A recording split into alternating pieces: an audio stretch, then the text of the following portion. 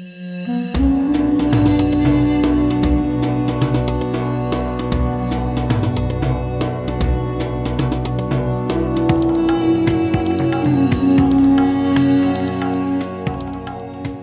عليكم ورحمة الله وبركاته.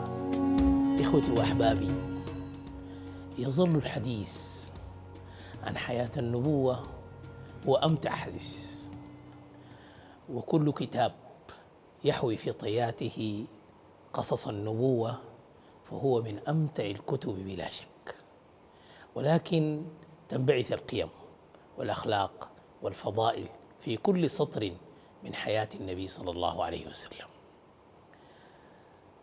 والله من دواعي العجب والدهشة أن المولى عز وجل يرسل لنا رسائل غيبية.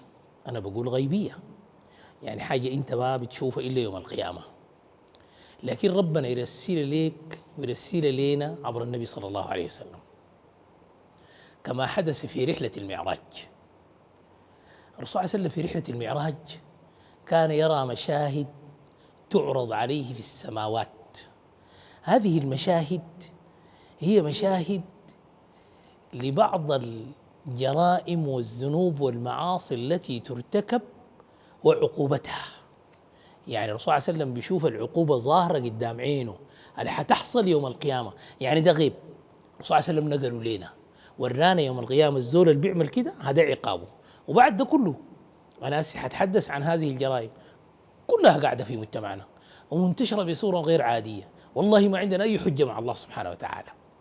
يعني يرى النبي صلى الله عليه وسلم في واحدة من السماوات أناس يأخذون حجارة من نار، قال شفاههم كأشفار الإبل، ناس زي شفاههم كبيرة، فيغزفون هذه الأحجار من نار في أفواههم فتخرج من أدبارهم نارا.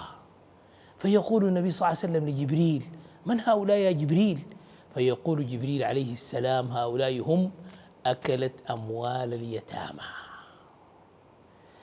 في أكل مال يتيم ولا ما في؟ منو فينا الما حافظ فضل اليتيم؟ منو فينا الما عارف أنا وكافل اليتيم كهاتين؟ منو فينا الما عارف منو اليتيم وكيف يصنف يتيم؟ واللي بياكل مال اليتيم منه؟ عليكم الله، اللي بياكل مال اليتيم منه؟ أقرب الناس لليتيم هم الذين يأكلون اليتامى. والله الإنسان يتعجب، هذا مال يتيم، وسبحان الله هذا اليتم فيه كما فيه من الألم والوجع عند اليتيم، ولكن الله سبحانه وتعالى برحمته جعل فيه فرجا وسعة لكل من مسح فقط، مسح رأس اليتيم فقط. الصحابة جاء يشتكون إلى رسول الله صلى الله عليه وسلم وقالوا للنبي صلى الله عليه وسلم: نشتكي قسوة قلوبنا، ما هو الدواء؟ فقال: الدواء امسحوا على رأس اليتيم. يا أخي أنت بيت يتيم ما بيدخل فقر، عاوز تحل أي مشكلة مالية، أمشي أدخل بسمة وسرور على قلب يتيم، أنصر يتيم في حتة، طيب خاطره بكلمة، تدخل الجنة مع النبي صلى الله عليه وسلم وكهاتين.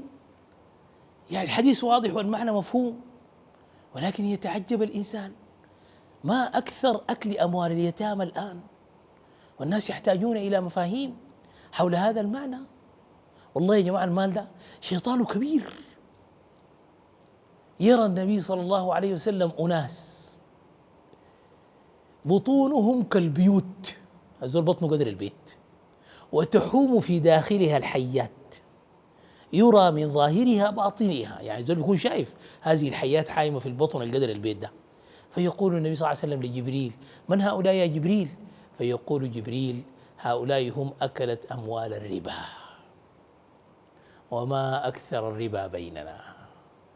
يا ناس يا جماعة، قابلت زول شغال ربا بالواضح في هذه الأيام، قلت له: يا أخونا كلامك ده ما ربا عديل، يا أخي ده ما حرام.